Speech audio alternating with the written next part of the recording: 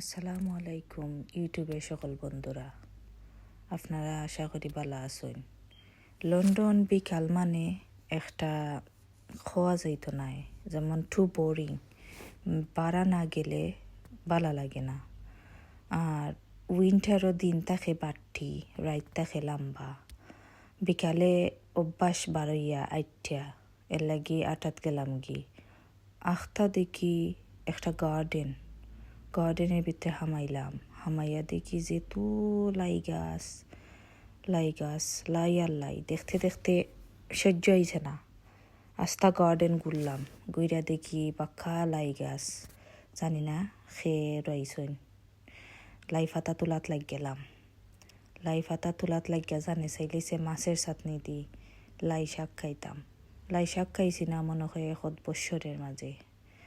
আর ঠান্ডার মাঝে অলরেডি উইন্টারও ঠান্ডা থাকে, এর মাঝে আরও বাতাস, আতফাও যেমন ঠান্ডা হয়ে থাকছে।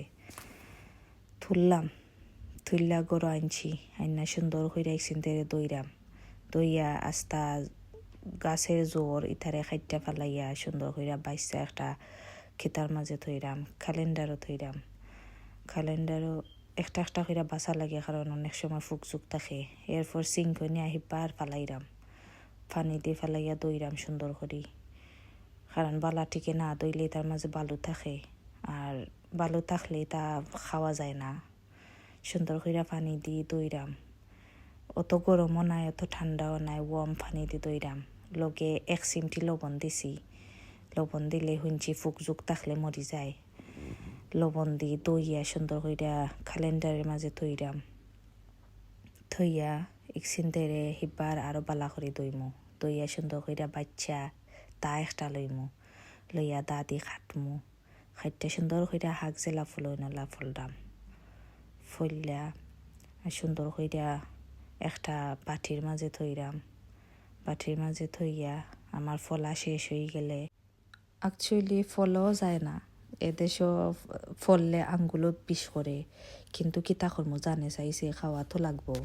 বাদে মাছ 2 টুকরারে ফ্রিজ থেকে বাখইরা ভিজাইয়া থইয়া একদিন ধরে গরম পানি দিয়ে দইয়া মাছের যে আইসলা আছে আইসলা ওটা ফালাইয়া সুন্দর কইরা পালাইলা সাফ করলাম, ক্লিন কইরা লবণ 1 জারা দিয়া হিপার দই লিমু সুন্দর করি, দইয়া 60টা পিস করি লিমু, 60 টুকরা করি লিমু, কারণ আস্থা যদি দেই ভাঙ্গি যাব।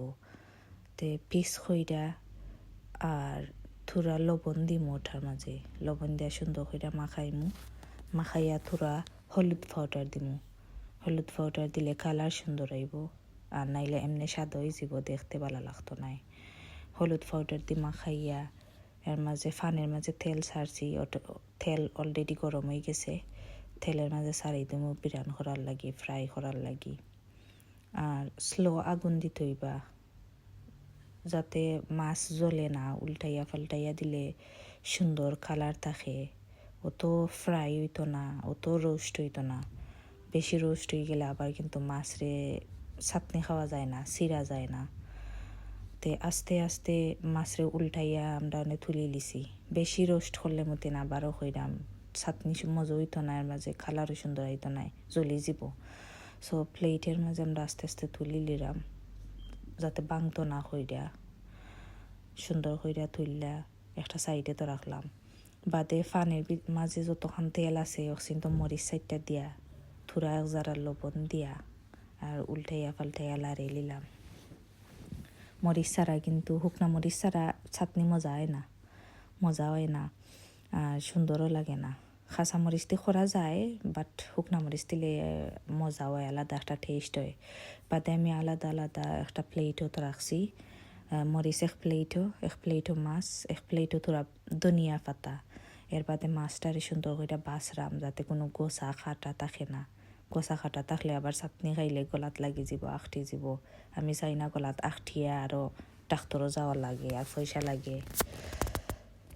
সো বাদে একটা প্লেটের মাঝে বাইসে আমার মাছ বাছা শেষ হয়ে গেছে, একটা প্লেটও লই দিছি। ওখানকার লাল পেঁয়াজ নাই, যেহেতু সাদা পেঁয়াজ আছে, সাদা পেঁয়াজটারে আমি খসি করে ফুললা সুন্দর কইরা একটা বউলের মাঝে লইরাম। তারপর সামান্য যারা লবণ দিমু দিয়ে এটারে মাখাইমু, কারণ মাখাইলে পেঁয়াজে একটা সফট হইব। বাদে আস্তে আস্তে মরিচরে বাঙ্গা বোলের মাঝে দিমু। আপনারা যদি বেশি জাল খান বেশি দিতে পারেন, আমি কম খাই এর লাগে আমি 3-4টা মরিচ দিমু, কারণ আমি বেশি জাল খাইতে পারি না, জাল খাইলে আমার পেট চলে। বাট শুকনা মরিচ যদি চাটনির মাঝে বেশি দেন তে টেস্ট হয় বেশি। যারা বেশি খান ঠিক আছে তারা লাগি, আর আমি কম খাইরা আমার লাগে আমি 4-5টা দিমু। দিয়া এরপর লাই পাতার মাঝে থোড়া 1 ছিটা লবণ দিমু, দিয়া খসলাইয়া এটার যে গ্রিন কালার রস আছে ও রসটারে ফালাই দিমু, কারণ রস থাকলে গন্ধ করব। আমি জানি না ফুরু থাকতে দেখে এরা আমরা যে মাই চাষি আসেন তারা ওলা চাটনি করুন ও গ্রিন কালার রসটারে ফালাই দিন লবণ দিয়া খসলাইয়া সিফা, আর বাদে আলাদা একটা বোলের মাঝে লইয়া বাদে চাটনির মাঝে দিন। ওলা আমিও করলাম, রসরে সিফা ফালাই দিলাম, ফালাইয়া বউলের মাঝে যেন আমি মরিচ দিছি, পেঁয়াজ দিছি, লবণ দিছি ওখানে মাঝে থইয়া আর আস্তে আস্তে সবটিরে সিফা ফালাইয়া বাদে খসলাইয়া সুন্দর কইরা মাখাইয়া বাদে আমি বউলের মাঝে থইলাম। আস্তে আস্তে ওলাটারে খসলানি লাগবো, লাগিয়া সবটিরে ওটা যেটা গ্রিন কালার রস অক্সিন ফালানি লাগবো। আমি অলরেডি টায়ার্ড হয়ে যারাম, এটা আমার ভালো লাগে না খেয়ে নাজারি তা খসলাই দো আর সিফা ফালাই দো। অনে জানে যে হেতু চাইলিছে চাটনি খোরা তো লাগবো। অলরেডি আমার সিফা শেষ হয়ে গেছে, অনে মাছ টালমো ওঠার মাঝে। মাছ টাইলা মাছ অত বিরান হয়েছে না আর অত খাসও রয়েছে না, মিডিয়াম।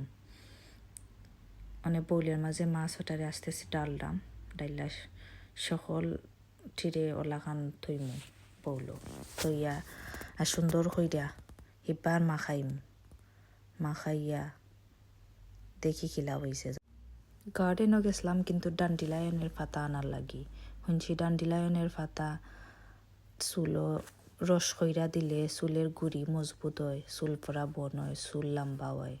আমি জানলাম না সঠিক, আমরা মাই চাষিয়েরা হইছেন তারা বুঝলা ব্যবহার করছেন।